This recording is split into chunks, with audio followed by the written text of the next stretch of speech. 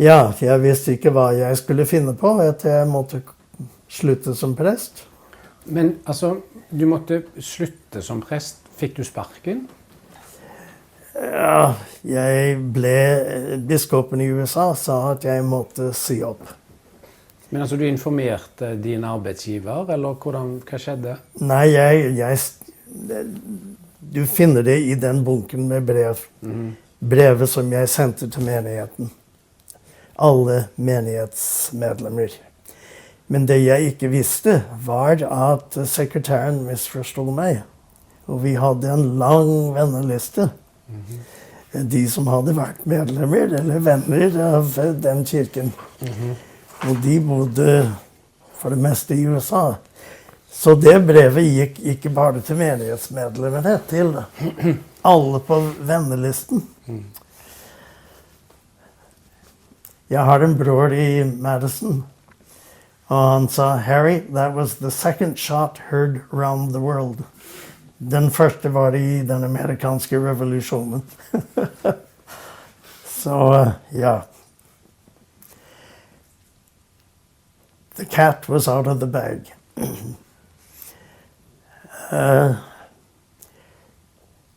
Jeg hadde Roger fikk meg i kontakt med en lege som var homofil.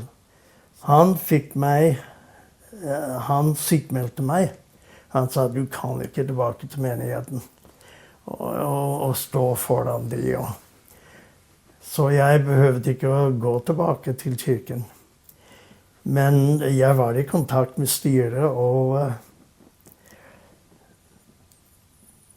de var snille, men jeg hadde aldri fysisk kontakt med noen av dem. Jeg så dem aldri mer. Dette var i 1994? Ja.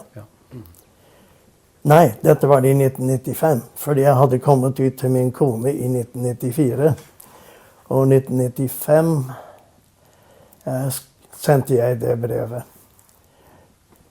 Og det var ganske eksplisitt om at jeg var homofil, og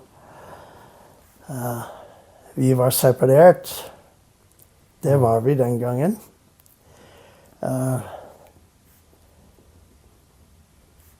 Og selvfølgelig måtte jeg finne et sted å bo, og jeg hadde en venn, og han sa, du kan være her i 2 uker. Og heldigvis var det en i den amerikanske menigheten som eide en leilighet på andre siden av Trondheimsveien. Det var nesten en rønne. Kjøkkenet og doen var, det var helt forferdelig. Men det kostet meg nesten ingenting å bo der. Og